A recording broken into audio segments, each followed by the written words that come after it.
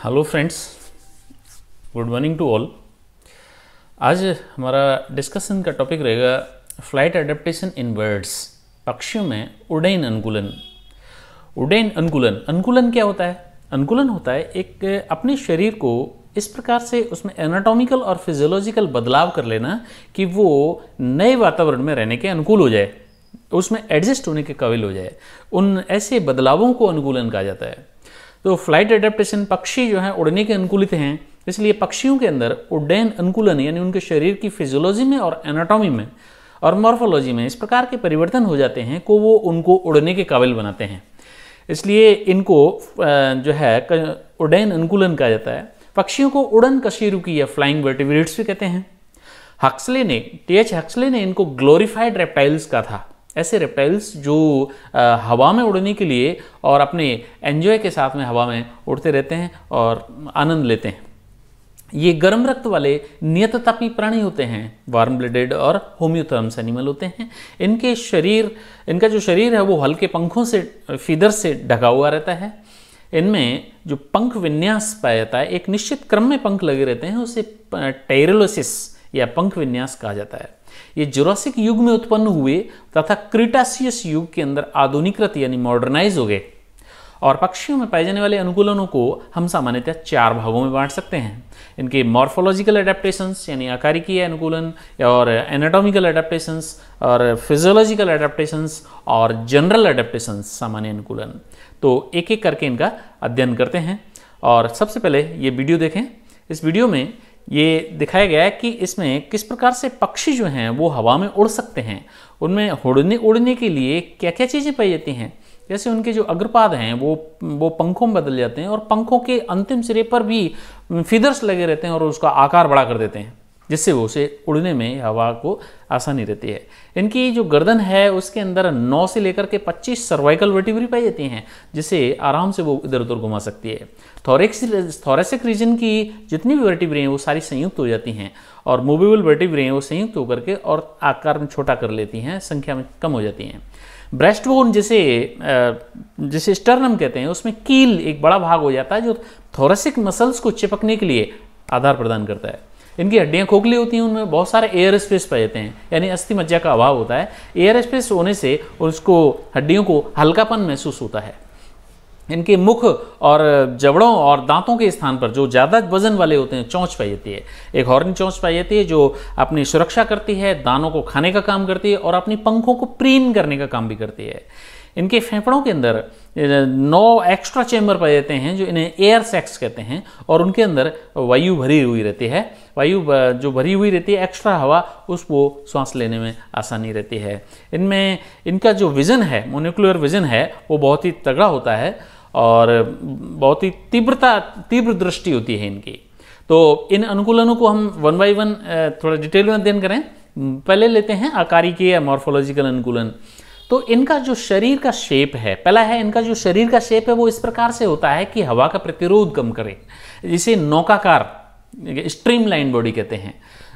पूरे बदन पर इनके फीदर पाए जाते हैं। जैसे इन फीदरों को कई प्रकारों में बांटा गया है, जैसे quill feathers, down feathers, filoplumes, rectrices bristles, rectal bristles. छोटी पूंछ पर लंबे रेस्ट्रिसेस पाए जाते हैं, जिससे पूंछ लंबी हो जाती है। पुच्छ दंड तो बहुत पहले ही रह जाता है, लेकिन पीछे तक उनकी पूंछ पर पंख पाए जाते हैं। मुंह में जबड़े और दांत के स्थान पर जो वजन ज़्यादा वजन वाली जगह घेरते हैं, उनके गमनशील और एक चोंच, मूवेबल चोंच पाई जाती है, जिस पर रैम्पोथिका नामक एक कला या मेम्ब्रेन चढ़ी हुई रहती है, उससे ढकी हुई रहती है। इनमें द्विपादीय गमन होता है, बाइपेडल लोकोमोशन होता है। पिछली टांगों पर वजन सहन करने के लिए जो पिछली टांगें वो आगे की तरफ विस्थापित हो जाती हैं और पूरे शरीर को बैलेंस बीच में करके बैलेंस बनाते हैं। पूंछ इनकी छोटी होती है और स्टम्पी होती है, एकदम से ठूंठ नुमा होती है। अग्रपाद जो हैं वो बड़े बड़े पंखों में, विंग्स में रूपांतरित हो जाते हैं, जो उड़ने का काम करते हैं, हवा को काटने का काम करते हैं। एक दूसरा वीडियो है जिसमें ये पंख किस प्रकार से पक्षी आराम से उड़ सकते हैं हवा के अंदर।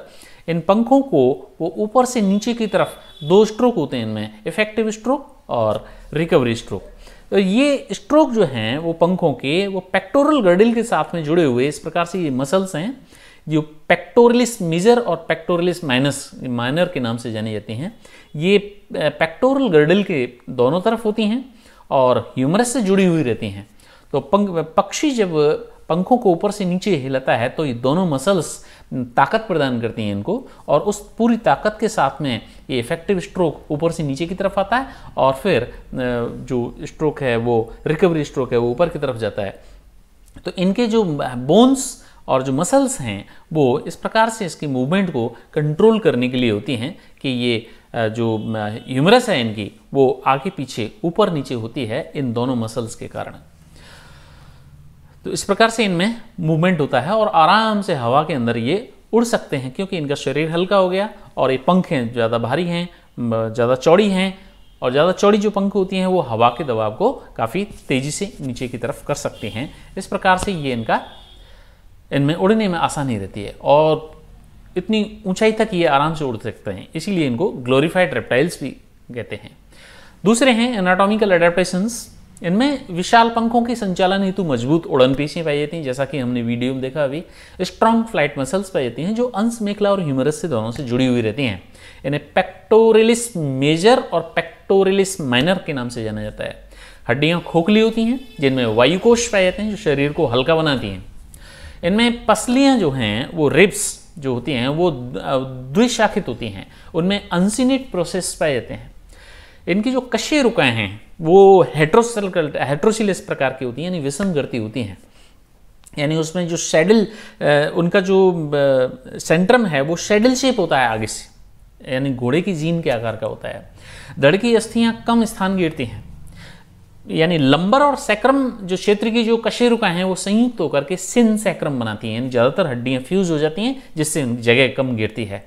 इनके जो मध्य में कील पाया जाता है, कील बड़ा होकर के एक्सटेंडेड पार्ट बनाता है और धड़ की जो पेशियां हैं, थोरैक्स की जो पेशियां हैं, उन पेशियों को जोड़ने के लिए ज़्यादा से ज़्यादा स्पेस प्रदान करता है, वक्षीय पेशियों को जोड़ने के लिए ज़्यादा स्थान प्रदान करता है।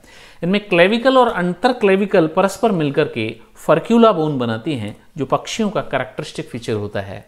इनमें मूत्राशय नहीं पाया जाता, इनमें किडनी पाई जाती हैं लेकिन मूत्राशय नहीं होता, क्योंकि वो मूत्र को इकट्ठा नहीं करती, ये यूरिन बीट के साथ में ही यूरिक एसिड को त्यागती हैं। इनमें ग्रसिका विस्तारित होकर के क्रॉप बनाती है। क्रॉप अस्थायी संचय का काम करती है भोजन को। जब भोजन ले लिया जाता है लगातार भरा जाता है तो उसमें क्रॉप में जाकर के इकट्ठा हो जाता है और उसके बाद में धीरे धीरे गिजार्ड में जाता है, और गिजार्ड जो है वो पेशनी होती है, इसकी पीसने का काम करती है, भोजन को बारीक करने का काम करती है। और प्रोवेंट्रिकुलस पाचन ग्रंथियां होती हैं जहाँ पर भोजन का पाचन होता है। हृदय में धमनियों में केवल ऑर्टिक आर्चेस पाई जाती हैं और पूंछ में प्रीन ग्रंथि और तेल ग्रंथियों को छोड़ करके त्वचा में ग्रंथियों का अभाव होता है। पसीने की ग्रंथि इनमें नहीं पाई जाती हैं, केवल तेल ग्रंथियां होती हैं और वो भी पूंछ वाले हिस्से में होती हैं। Skin devoid of glands except oil and preen glands. अग्रमस्तिष्क जो इनका सेरिवेलम है वो बड़े बड़े कार्पोरा स्ट्रेटा इसमें पाए जाते हैं, और दृक्पालियां यानी ऑप्टिक लोब्स पार्श्वों में लेटरल साइड में स्थानांतरित हो जाते हैं।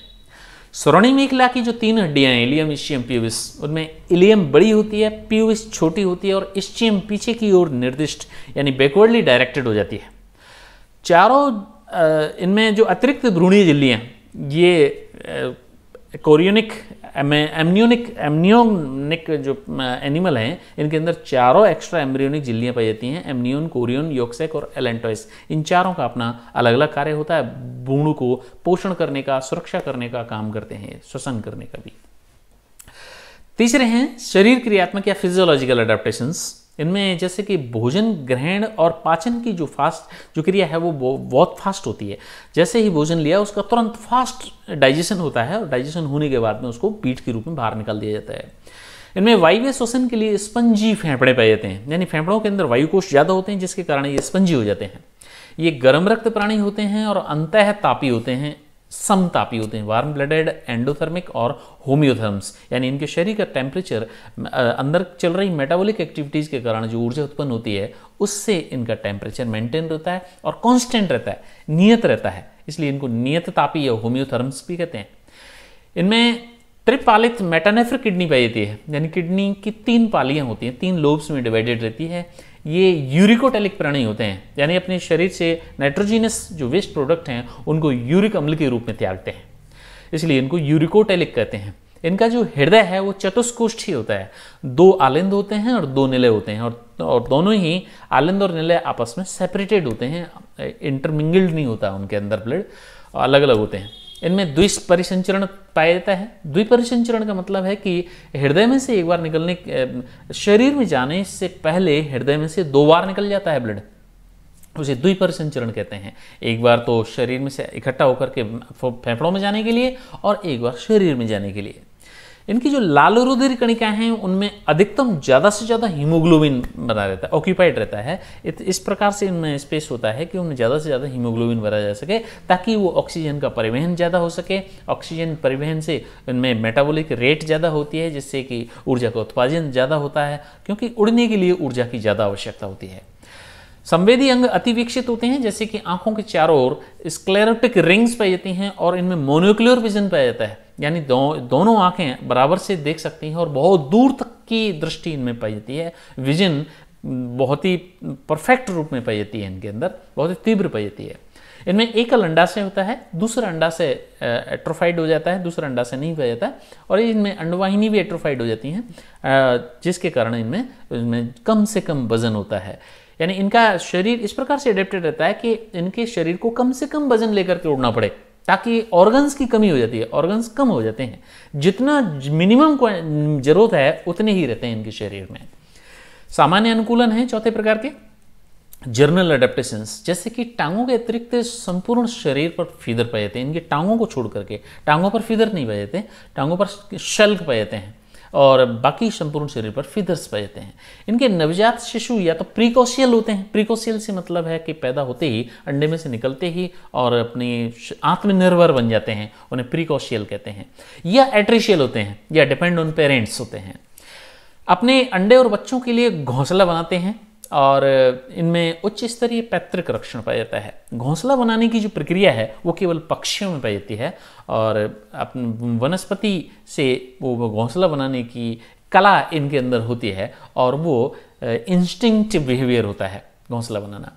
और इन पेरेंटल केयर पाया जाता है, यानी उसमें या तो मेल या फीमेल दोनों ही अंडे और बच्चों की तब तक सुरक्षा करते हैं जब तक कि वो उड़ना नहीं सीख जाएं, आत्मनिर्भर न हो जाएं। इनमें पर्चिंग की प्रक्रिया और माइग्रेशन पाया जाता है। माइग्रेशन बर्ड जिनमें पाया जाता है उनको माइग्रेटरी बर्ड्स कहते हैं। एक स्थान से दूसरे स्थान पर चले जाते हैं ताकि उनमें पॉपुलेशन के कारण उनमें भोजन और ब्रीडिंग प्लेस इनका उनमें डिफरेंस किया जा सके।